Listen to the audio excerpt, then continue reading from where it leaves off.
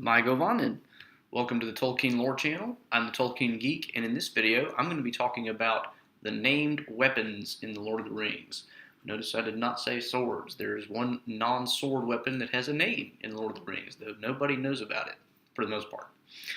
So this is not really a top 10 or a top 5 list, because there's a weird number of them, and I figured to leave any of them out would be kind of doing an injustice, and there's really no particular way to rank some of these because they really just get names and that's all you know.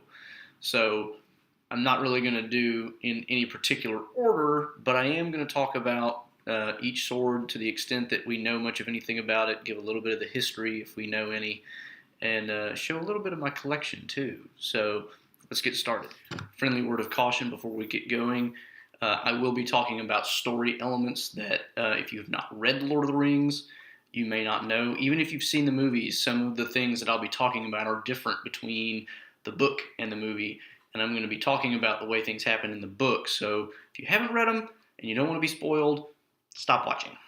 So the first sword I want to talk about is Glamdring, which I have.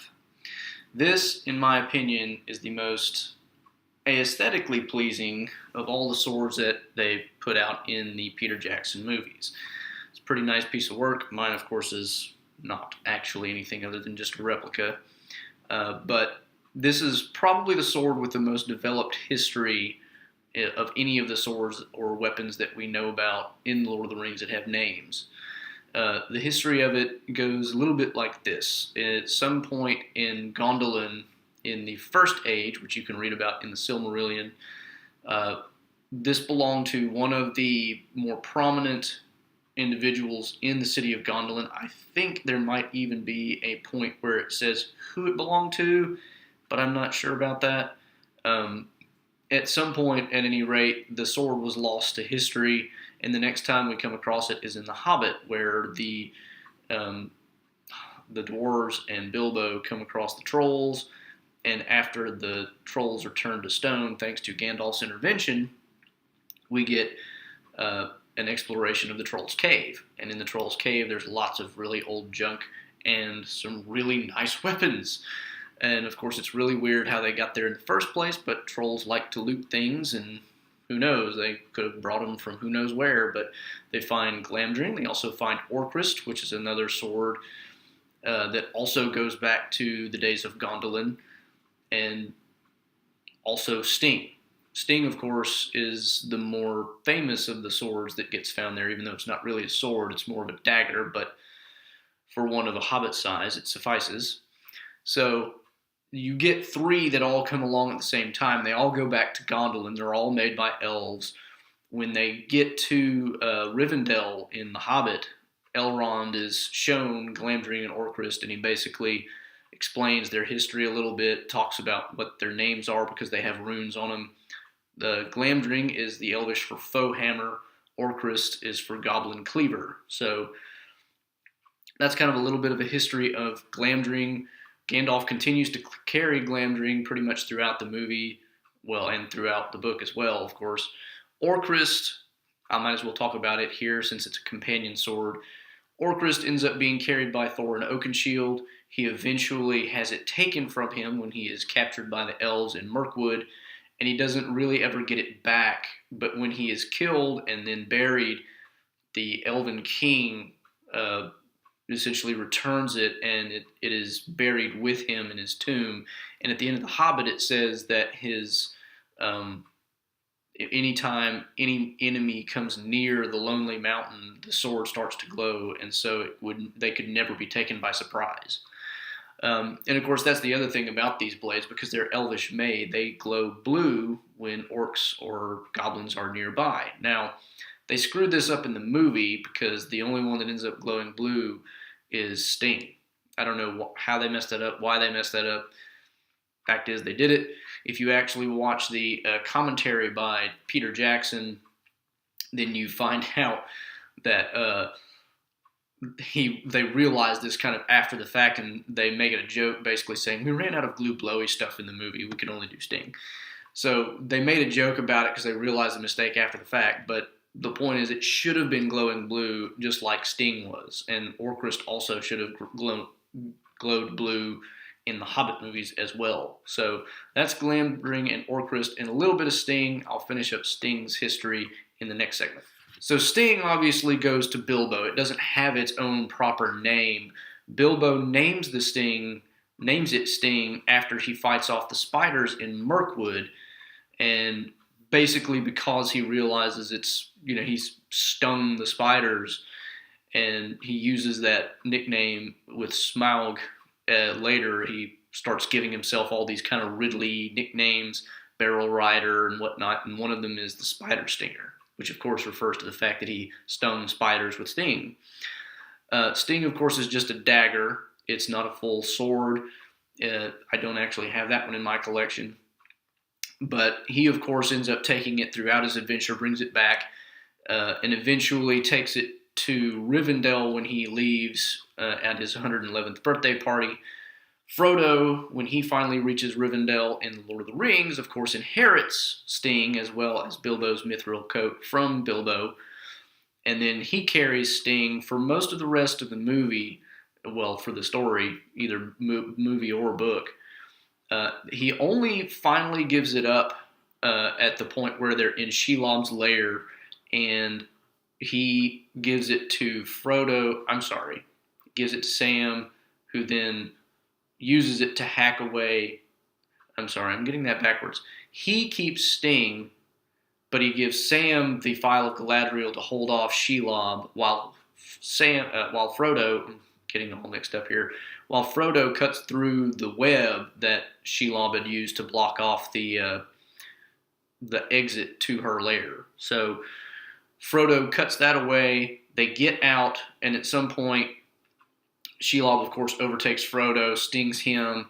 Sam takes Sting and fights off Shelob, and then thinking that Frodo is dead, keeps Sting for himself and tries to set out to destroy the ring, and then comes back. Now, if you watch the movie, the events happen in a completely different way.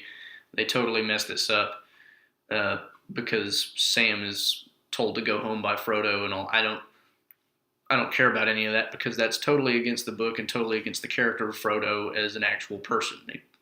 Just ignore all that. I'm talking about the actual story written by Tolkien here.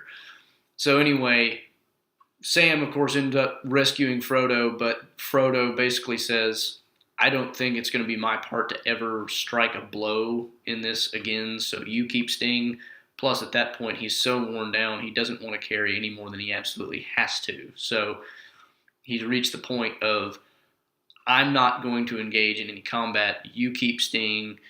And at that point, Sam keeps Sting until the end, where after they're rescued, I think Frodo ends up wearing Sting one more time, basically as kind of a part of his ceremonial garb whenever they finally meet Aragorn, who is now king, and they have to dress up appropriately for the banquet. So that's kind of the history of Sting as we know it, and Frodo also leaves Sting to Sam at the very end, of course, too. So that's the history of Sting.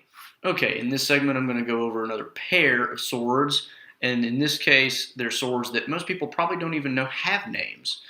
One of them is Theoden's sword, which in the movie is not named, but in the book it actually has a name. It's Herugrim, and it's never really explained what that means, unfortunately, so I can't really tell you what that means. There might be some other piece of information that you could find that tells what it means. It may be directly pulled from some Old Norse language or something like that, but I don't know that information off the top of my head. So, but anyway, I mean, you can tell there's a very definite horse motif going on there. You could have caught that in the movies if you paid attention. We don't really have a lot of history behind this sword either. It's probably one that's passed down in Theoden's family. The other sword that I want to talk about as far as this being a pair is Eomer's sword, which also has a name. And you never really even find out that it's a name until he kind of just says it out loud. There's a lot of battle cries that get thrown around in The Lord of the Rings. And one that Eomer uses at one point is Guthwine for the mark. The mark being, of course, their own name for the land of Rohan. Guthwine being his sword. And I think there may be one or two other mentions of the fact that that's the name of his sword, but that's really all we get. So there's not much to talk about there. And there's really very little history to either of these two swords, which kind of makes sense. They're not, they're from a relatively younger culture. Neither of the swords have anything particularly unique about them. They don't belong to anybody particularly special in the grand scheme of the Middle-earth mythos.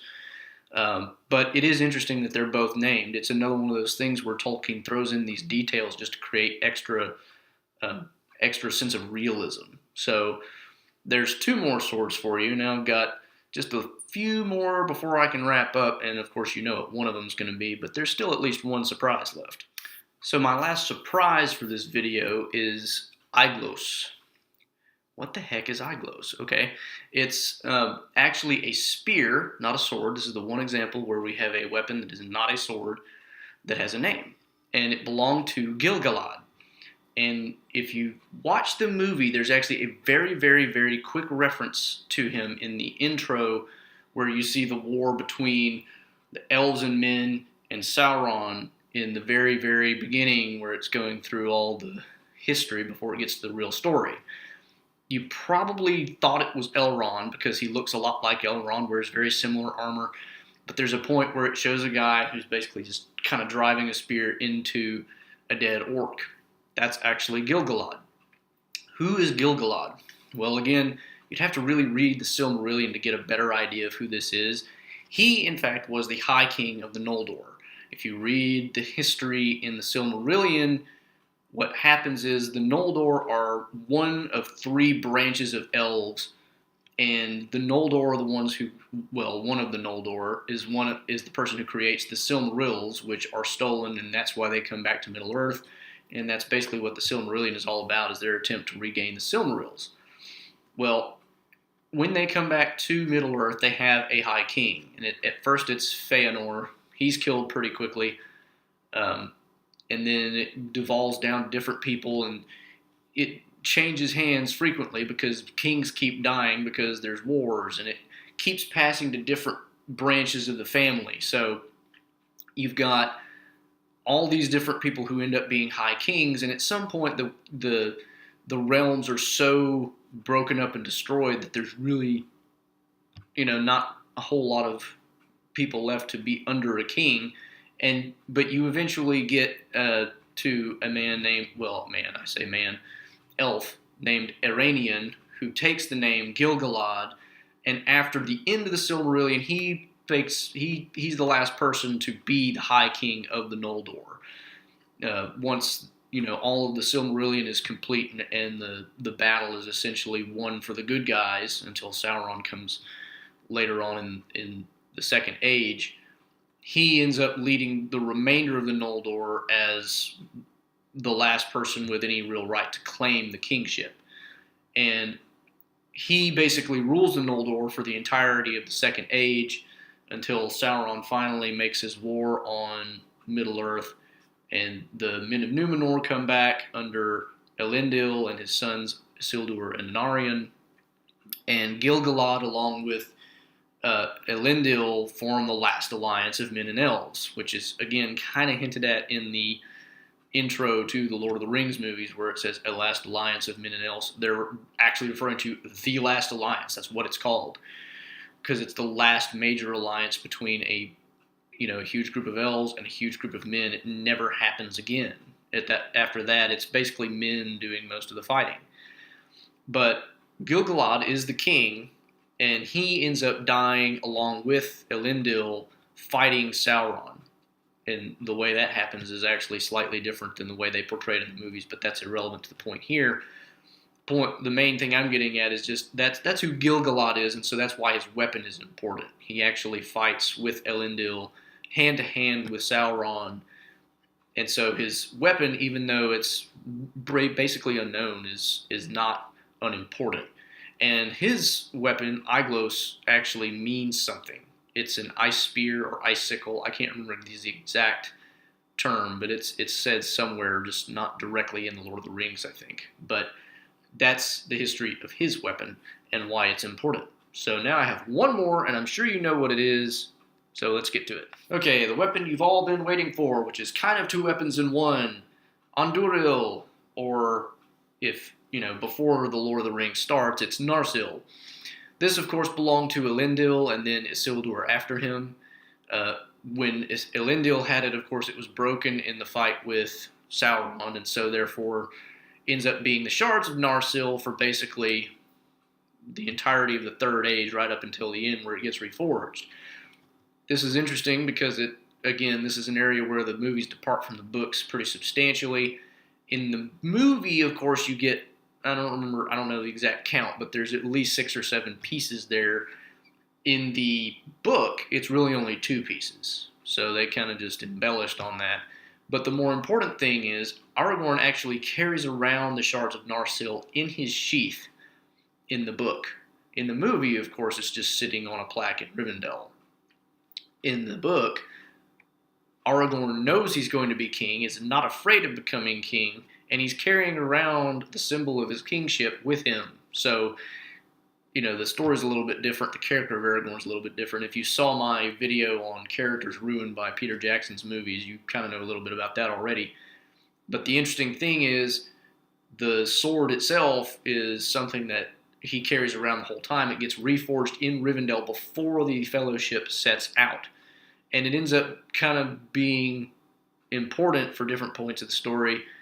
When they reach Theoden's hall, he, of course, at first very stubbornly refuses to leave it at the door with the door wardens because he doesn't want to give up his sword, which he's been carrying around for, 67 years-ish, which is understandable, especially since it's the kingly sword that, has such a huge amount of history behind it.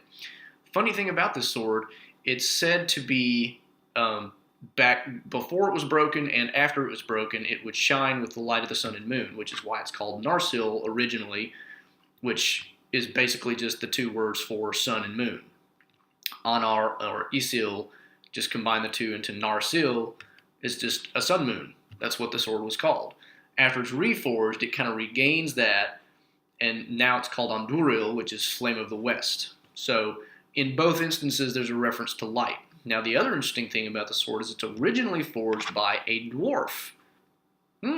It's like the only sword we really know of with any kind of fame that's forged by a person, not an elf and not a man.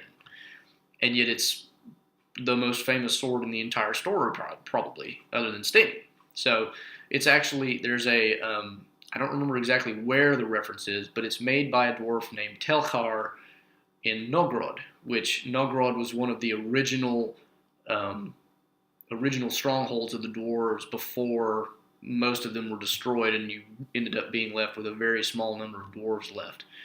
So it was made by a dwarf and then reforged by elves and regained sort of its properties of being, shining with a light. It's not the same light as an elf blade, of course, because it's not made by elves, but nevertheless, there is something semi-magical, at least, about it. The other cool thing about this sword is it's kind of Arthurian in its the way the story plays out. And the reason I say that is in the book, and again, this is something the movies ruin, in the book, when Galadriel and Celeborn are giving gifts to the Fellowship, the gift that they give Aragorn is not some rinky-dink knife, because that's lame. What they actually give him is a scabbard for Andúril, and what Galadriel tells him is that the sword that is drawn from this sheath will not be broken in battle even if the wielder suffers defeat.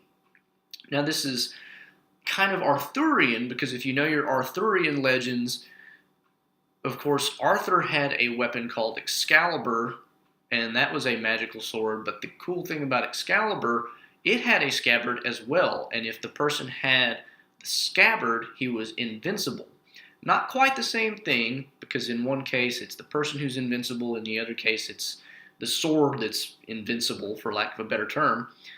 But there is a little bit of an illusion there, and of course Tolkien did end up at some point started writing, I should say, he never finished it, but he started writing a story about the fall of Arthur.